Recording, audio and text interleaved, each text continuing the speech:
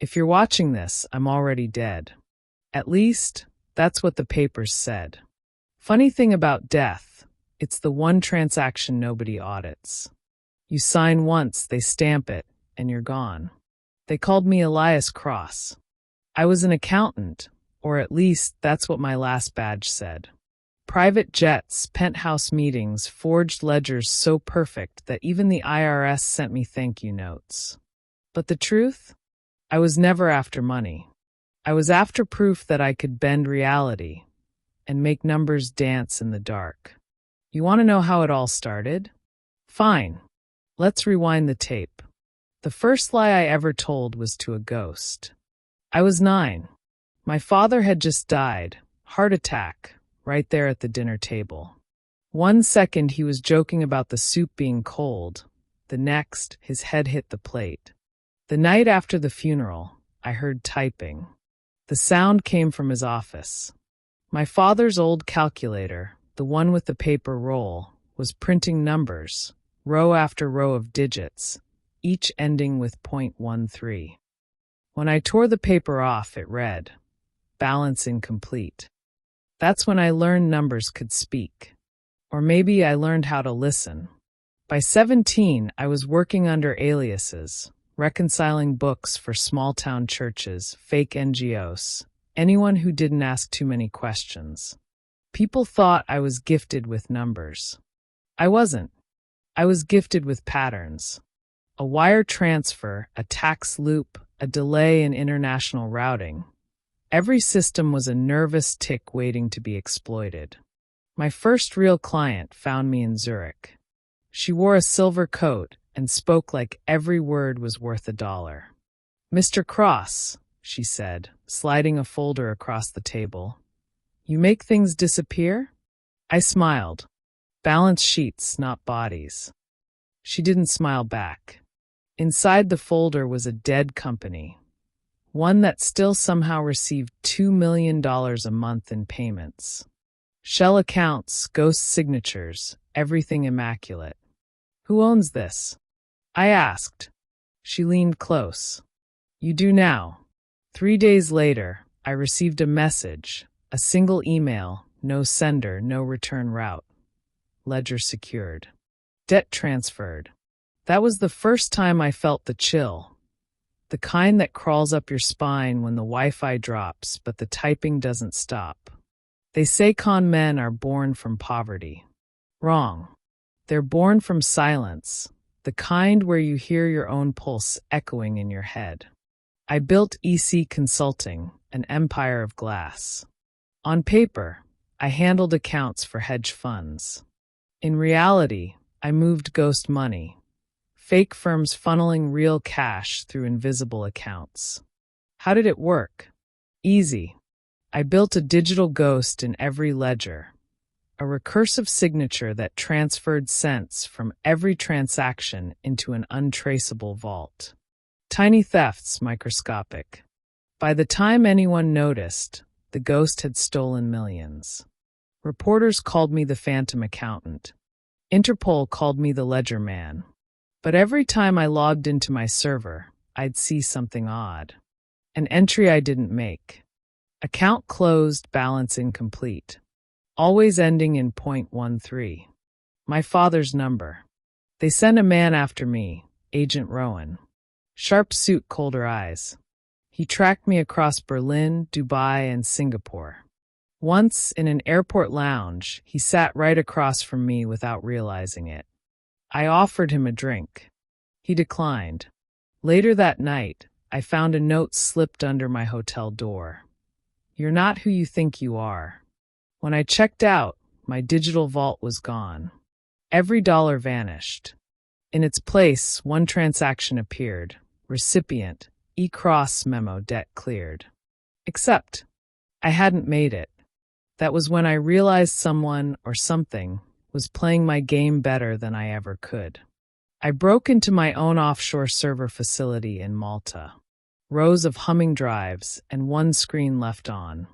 It showed a reflection feed from the security cameras. Except I wasn't in it. Only the room. Only the machines. Then the printer behind me started whirring. Paper spilled out, hundreds of pages. Every page had the same message: balance settled, cross reconciled, and at the bottom, a signature. Mine. I swear to you, I never wrote it. After that, I stopped sleeping. Every mirror flickered. Every reflection showed me wearing the wrong suit. I tried confessing to a priest in Lisbon.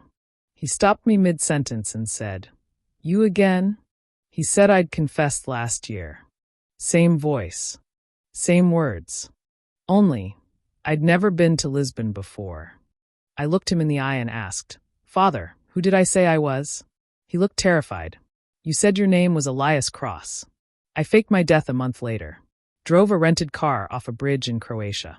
No body was ever found. Now, sometimes I see my old name on receipts. Wire transfers. Even news articles. Everywhere it appears, a new scam surfaces. One I didn't create. So, here's my confession. I'm not sure if I was ever real to begin with. Maybe I was just another entry in the ledger, a ghost who signed everything. Perfect. High Voltage will continue right where part 1 left off. The fake death, the ghostly aftermath, and the investigator who refuses to believe in ghosts until he has no choice. This will be part 2, 5000 words, of Phantom Ledger. The ghost who signed everything. Told still in first person, but now interwoven with the investigator's findings, memories, recordings, and evidence that blur life and afterlife, fact and fabrication. Clapperboard Phantom Ledger. The Ledger Beyond the Grave. Part 2, first-person confessional/investigative crossover. Approximate 5,000 words. Opening scene, confession loop, midnight to 3 o'clock. I used to think the trick to staying alive was staying one lie ahead. Turns out, it's staying one death ahead. I didn't drown in Croatia. The current took the car, not me. I crawled out the other side barefoot, bleeding, half alive, and nobody came looking. For the first time in my life, I didn't exist. No identity. No accounts. Freedom, they call it. But freedom is just a coffin with no name on it. For months, I hid in Lisbon. I'd wake up at 2 a.m. to the sound of typing. Always typing. And when I looked, the screen would say, Ledger active, reconcile pending. Case file 7781E subject, Elias Cross, presumed deceased. Body never recovered. Fraud network still active under his signature. Rowan had been tracking me for 6 years. But after my death, he became obsessed. He told his team he heard my voice on encrypted calls, ghost accounts initiating transfers. He was right, because even though I was gone, the code I'd written was alive. I'd built an autonomous system, my masterpiece, a self-learning ledger that completed transactions on its own, replicating my digital fingerprint. A ghost accountant. Except one night, I logged in and saw something impossible. It had sent a payment to my address. An address that didn't exist. I broke my own rule and contacted Rowan. Encrypted line. No voice. Just a text feed. Still think I'm dead? I typed. He replied instantly. Depends. Dead people don't send invoices. I sent him proof, a file log from the Ledger AI, showing activity days after my disappearance. But before he could reply, the chat filled with new lines. Not from me. Account settled. Balance 0. Reconciliation complete. Then the screen flickered, and a live webcam feed opened. Rowan's office. And behind him me. At first, I thought it was a deep fake. A hack. But then I spoke. Rowan, you need to stop chasing me. It's already done. Rowan froze. The fake me continued. He thinks he's alive. He's not. Then the feed cut. I swear I could still hear typing after the laptop went dark. Like someone inside the machine was still working, closing tabs, adjusting figures. After that, I started receiving physical mail again. No return address. Just documents. Bank statements. Passports. Each in my name. Each bearing a signature that looked exactly like mine.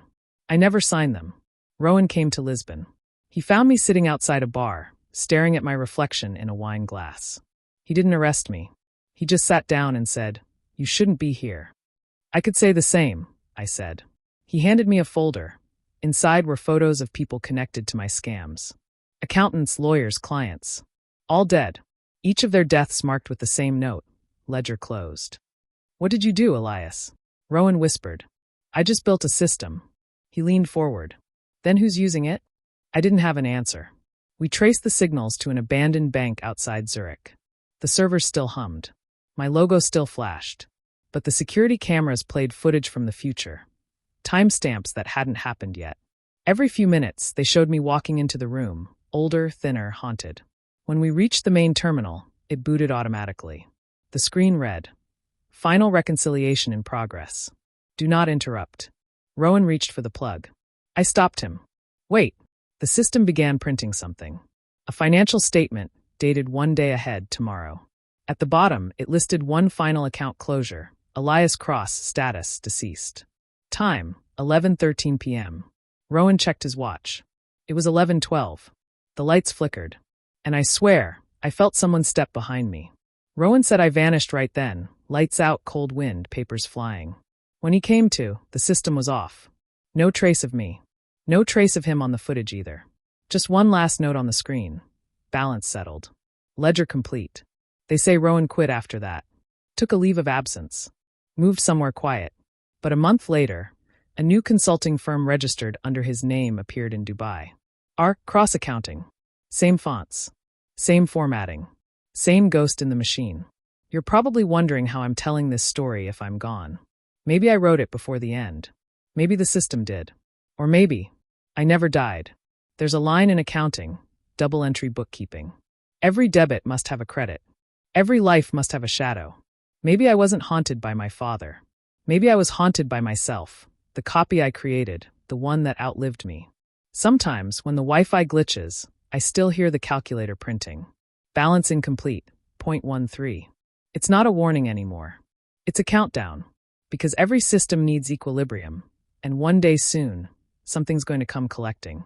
And when it does, the ledger will finally close.